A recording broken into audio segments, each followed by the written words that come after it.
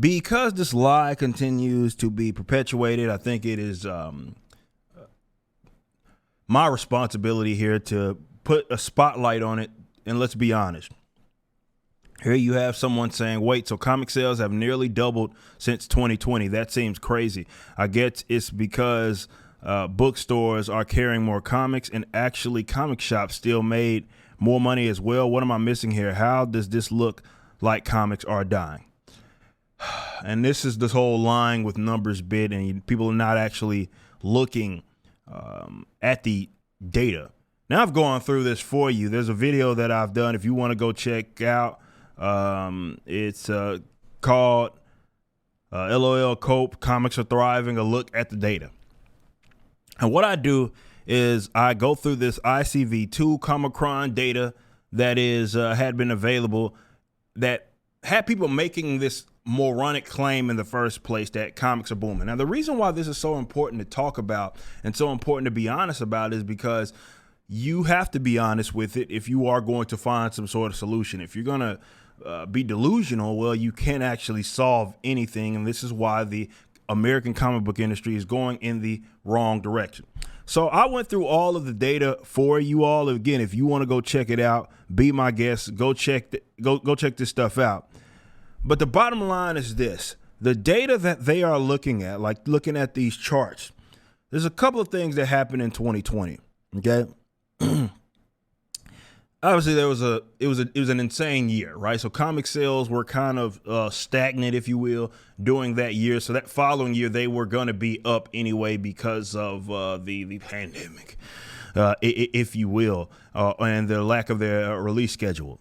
However, it was graphic novels that carried this number up. So, well, yeah, when you look at 2020 to 2021, you'll see this, it looks like it almost doubled, right? Goes from 1.2 billion to 2.07 billion. However, but if you start looking at it, you'll see that that number is being attributed to graphic novels absolutely exploding. And these graphic novels, the vast majority of them are manga. They had a crazy explosion during these years. They're not trades, right? They're not original graphic novels. They are manga. Those are the ones that have exploded. I've gone through these numbers before. Granted, in American sense, ISOM 2, and even Alpha Core right now destroys all of their numbers anyway. If you're talking about the numbers that they're selling to shops, which is really what they're going off of here. Ours go to actual customers. Nonetheless, most of them are manga. And you can see the graphic novels here. You see comic books have had only a slight uptick from 2020 to 2021. And this is by numbers in terms of sales, right? By the way, this is not talking about unit sales. And this is what I go through in this video if you guys want to go watch it. It's so disingenuous if you just look at the numbers, see one's higher than the other, and that's it. The reason for the explosion, as you can see, is spelled out right there. If you look at the data even more, it's graphic novels. If that growth is almost non-existent, if you take that away, the graphic novels that are considered, or the mangas that are considered graphic novels away.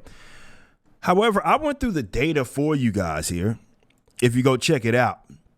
And I went year to year. For example, this right here is talking about how if you looked at that 2020, those 2021 numbers, and you look at the top 100, you will see compared to 2016 even, the top 100th comic book sold more in units, right? Not in sales numbers. Comic books cost more than what they did back then on average, okay?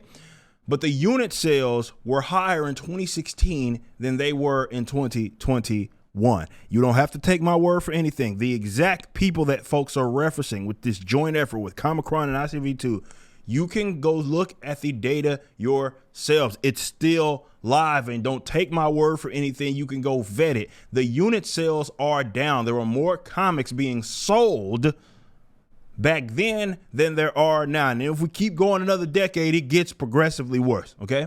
This is not my opinion. This is a fact. I go through all of this data before. This is almost a 20 a 7-minute long video where we go through each and every one of these numbers. Again, people are just lying still, and there are folks that don't, and this is what it ultimately boils down to. Nobody wants to accept that folks like myself were correct about the comic book industry.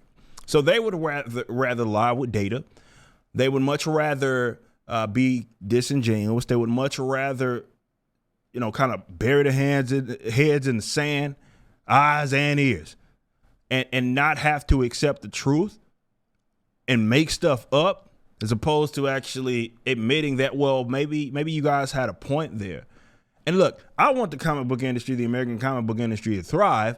Now, I've been on record saying a bunch of times that I don't think this is going to be carried through anymore by the mainstream. They don't really possess the capacity to pivot. Their infrastructure doesn't really allow it to. None of the economics of this whole direct market stuff makes sense.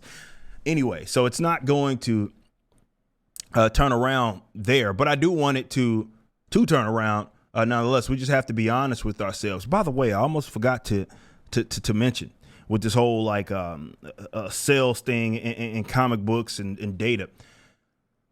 Those numbers, for the most part, were being grabbed for the longest over the years from Diamond. Okay, those numbers were coming directly from Diamond, who was the sole distributor for basically all of comics for a very long time.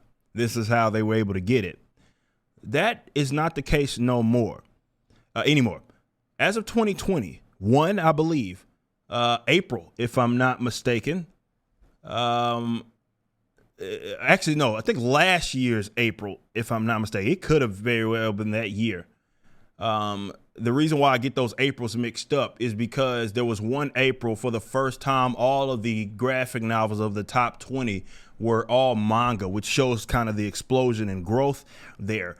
That was one April. I believe that was 2021, where there was zero representation of American comic books in that top 20. Now they're even breaking it down even more to say, like, well, the superhero comics, because they know if they kept it as just like the top comic books in any given genre, for that matter, those would be almost exclusively manga in terms of the numbers.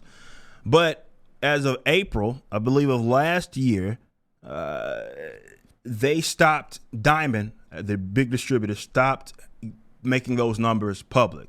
Now, some could say, hey, it's because they no longer have Marvel and DC. And while that may be true, they still have some of the other major publishers that they distribute still to this day in comics. Those numbers aren't public. Penguin Random House does not make their numbers public. So it's a guessing game right now, like it was before. Even then, it was just going by sales to comic shops. So if it collected dust, it was still considered a sale. But Lunar Distribution, they don't make those numbers public. None of these guys are making those numbers public. And I think that should even tell you the state of the industry, because if they were booming and if they were doing so well like these folks claim that they were, they would not stop telling you about those numbers. But they don't make them public anymore. They had no problem with them being public before. Now they don't make them public anymore. And the reason is simple. They're not trending in the right direction, and anybody that's honest will tell you that. Alpha Core #1's pre-order is live. Written by the legendary Chuck Dixon and penciled by Joe Bennett. Visit Rippaverse.com to grab a copy and any of the merchandise items. Be sure to also check out the animated trailer for the campaign, which is the latest project from Rippaverse Studios. Y'all be easy.